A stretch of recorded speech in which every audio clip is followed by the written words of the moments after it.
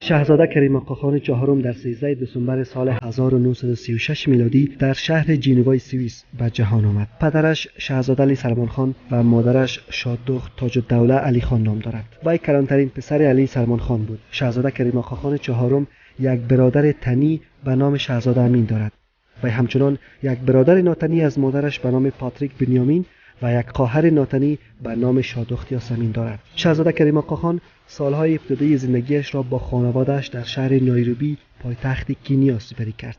پس از آن برای ادامه تحصیلات ابتدایی به سوئیس رفت. در تمام این سالهای کودکی وی با سلطان محمد شاه 48مین امام اسماعیلیان رابطه خیلی نزدیک داشت. کریم آقاخان بر بنیاد کتاب آقاخان‌ها اثر ویلیام فریشر ساعتها با پدرکلانش صحبت می‌کرد. در جریان این گفتگوها سلطان محمد شاه وی را با تاریخ و عقاید اسلام آشنا ساخت. از سلطان محمد شاه نقل شده است که کریم آقاخان در فراگیری مفاهیم عمیق اسلامی ذکاوت فراوان داشت، طوری که وی مفاهیمی را که برای یک انسان عادی هفته‌ها طول می‌کشید تا بفهمد، شاهزاده آقاخان آن را در چند دقیقه می‌توانست یاد بگیرد. ظاهراً در همین خلوت‌ها بوده که سلطان محمد شاه وی را برای یک رسالت بزرگ و تاریخی آماده می‌ساخت.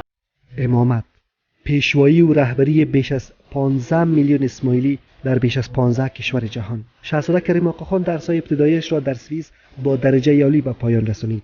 وی می‌خواست کامپیوتر ساینس بخواند، اما بنا به دستور پدرکلانش وی شامل دانشگاه هاروارد آمریکا شد و تاریخ اسلام را در آنجا فرا گرفت.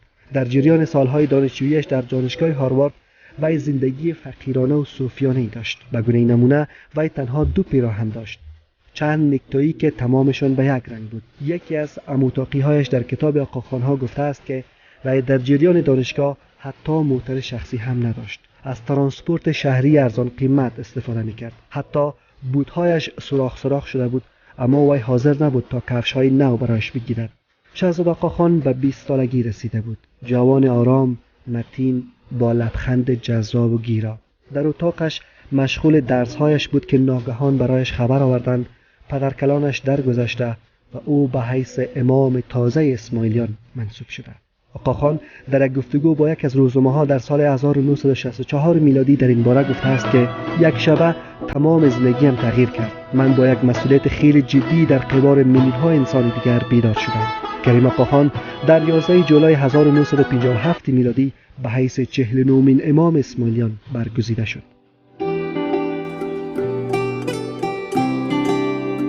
نور الهی، نور الهی، نور الهی، نور الهی، نور الهی، نور الهی. در 22 اکتبر همین سال مراسم شکوهمند در شهر نایروبی مرکز کینیا، یکی از کشورهای آفریقای شرقی برگزار شد. هزاران اسماعیلی از سراسر جهان در این مراسم شرکت کردند. مراسم تخت‌نشینی و معرفی رسمی آقاخان به حیث امام تازه اسماعیلی در این روز به خوبی گذشت. امام جوان هنگامی که مسئولیت امامت را بر عهده گرفته بود، پیروانش در سراسر جهان با مشکلات مختلف دست و پنجه نرم می‌کردند. فقر، بیسوادی، دسترسی محدود به منابع مالی برای زندگی بهتر، ویرانی خانه‌ها در اثر رویدادهای طبیعی، مرگ و میر مادران، دسترسی محدود به تحصیلات عالی از بزرگترین چالش‌ها بود. آقاخان برای مبارزه با این بدبختی‌ها باید یک فکر اساسی می‌کرد. برای همین وی بنیاد انکشافی آقاخان را ایجاد کرد. این شبکه در جریان 60 سال فعالیتش برای کاهش فقر، دسترسی به امکانات صحی بهتر، دسترسی به منابع مالی برای رشد اقتصادی، دسترسی به تحصیلات عالی، مبارزه با رویدادهای طبیعی و ده‌ها مورد دیگر تلاش‌های بنیادین انجام داد. شبکه انکشافی کریم آقاخان حالا 13 مؤسسه را در بطنش جا داده است. در 16 بخش فعال است. در بیش از 35 کشور جهان که اکثرشان کشورهای ضعیف اقتصادی هستند نمایندگی دارد. بیش از 80,000 تن را استخدام کرده است. بیش از 100,000 تن دیگر نیز به گونه رضاکارانه با این شبکه همکار هستند. این شبکه بیش از 200 مرکز صحی را در سراسر جهان رهبری می‌کند که سالانه 5 میلیون انسان در سراسر جهان به خدمات صحی با کیفیت دسترسی پیدا می‌کنند. برای 10 میلیون انسان سالانه برق فراهم می‌کند.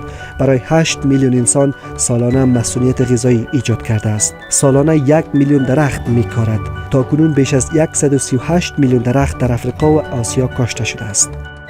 17 میلیون تن در افریقا و آسیا به منابع مالی برای رشد تجارت و زندگیشان دسترسی پیدا می‌کنند. این شبکه 200 مکتب و 2 دانشگاه معتبر را رهبری می‌کند که سالانه 2 میلیون دانشجو و دانش آموز از این نهادهای علمی فارغ می‌شوند. برای نزدیک به 1.5 میلیون انسان دسترسی به آب صحی فراهم کرده است. برای رشد و ترویج معماری اسلامی جایزه معتبری را ایجاد کرده است که هر سال به برنده آن 1 میلیون دلار جایزه می‌دهد.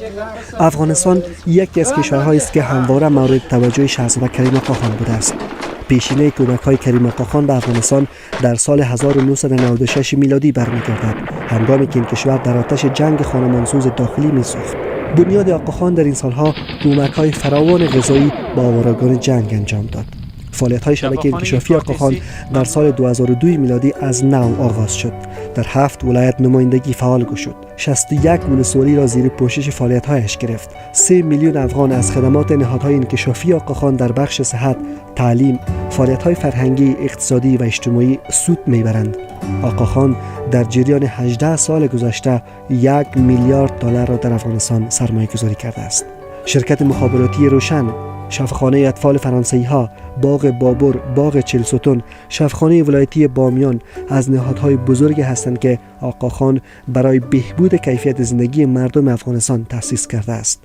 داستان سخاوت آقاخان اما ادامه دارد.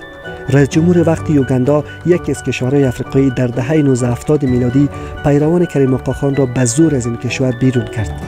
آقاخان با همکاری دولت کانادا آنان را به این کشور انتقال داد. اما سالها بعد دولت همین کشور برای تامین انرژی برق با مشکلات شدید روبرو شد. در سال 2007 میلادی رئیس جمهور یوگاندا دروازه آقاخان را تک تک کرد و ازش خواستار همکاری شد. آقاخان با سخاوت و مهربانی یک دستگاه بزرگ تولید برق را با هزینه نزدیک به 1 میلیارد دلار آمریکایی در این کشور اعمار کرد. این دستگاه تولید برق حالا 50% برق یوگاندا را تامین می‌کند. خدمات صادقانه آقاخان باعث شد که وی با گذشت زمان از سوی رهبران دولت‌های مختلف در شرق و غرب جهان مورد ستایش قرار بگیرد. به گونه نمونه یکی از نخست وزیران کانادا در نامه‌ای نوشته است که آقاخان به جای تاکید ورزیدن بر اختلاف‌ها که ملت‌ها را از همدیگر جدا می‌کنند، از مشترکات بشری صحبت کرد تا همه متحد باشند. یا مثلا وزیر خارجه پیشین آلمان در مراسم اهدای لقب به آقاخان خطاب به حاضران گفته است که ما امروز از یک دوست بزرگ بشریت و یک رهبر شجاع ستایش می‌کنیم. شاهزاده کریم آقاخان به پاس خدمات بزرگش به بشریت تاکنون 28 لقب افتخاری به دست آورده است.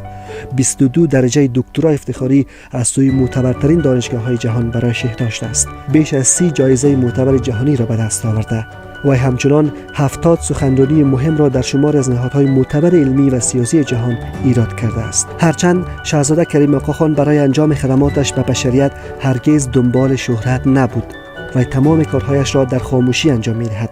و بارها گفته است که جهان بیشتر از سخن به عمل نیاز دارد. در جریان 60 سال امامت آقاخان پیروانش تاکنون برایش 3 جشن بزرگ را برگزار کردند. جشن اول در 11 جولای سال 1982 میلادی بود که از بهر تکمیل شدن 25 سالگی امامتش برگزار شد. و در این سال با هزینه 450 میلیون دلار آمریکایی دانشگاه آقاخان را در شهر کراچی پاکستان تأسیس کرد. در 11 جولای سال 2007 میلادی اسماعیلی ها 50 سالگی امامت آقاخان را جشن گرفتند. این رویداد به جشن زرین یا طلایی معروف است.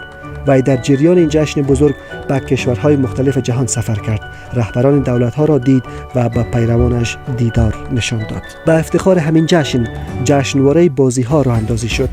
در جشنواره بازی‌ها ورزشکاران اسماعیلی از سراسر جهان برای نخستین بار در سال 2008 میلادی در کنیا و بعداً در سال 2016 میلادی در دبی جشنواره‌های بزرگی را برآ انداختند.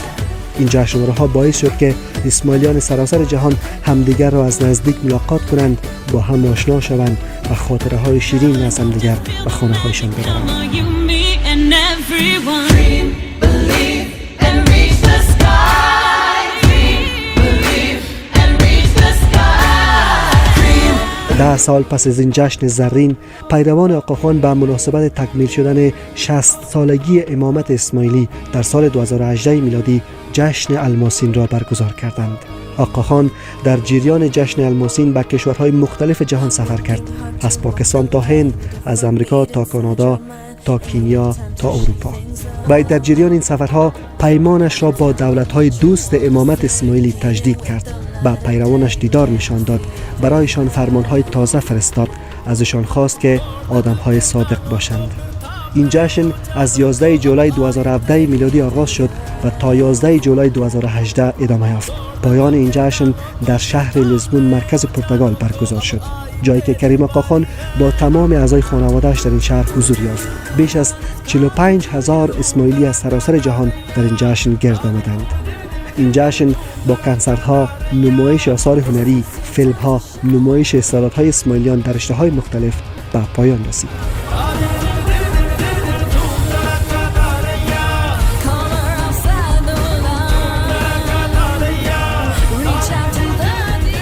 آقاخان 60 سال می شود که بی‌وقفه برای بهبود زندگی مادی و معنوی پیروانش و همچنان انسان‌های دیگر تلاش می کند. کارنامه آقاخان در این 60 سال امامت جز سخاوت، مهربانی، بخشش، دستگیری بینوایان، کمک به نیازمندان، رشد اقتصادی ملت‌ها، پناه دادن به آوارگان و بی‌سرپناهان، ترویج اسلام محمدی، معرفی فرهنگ اسلامی، ایجاد پل میان دولت‌ها و ملت‌ها، تلاش برای صلح و ثبات جهانی، دور ساختن جهل و باسواد ساختن نسل نو چیز دیگری نیست.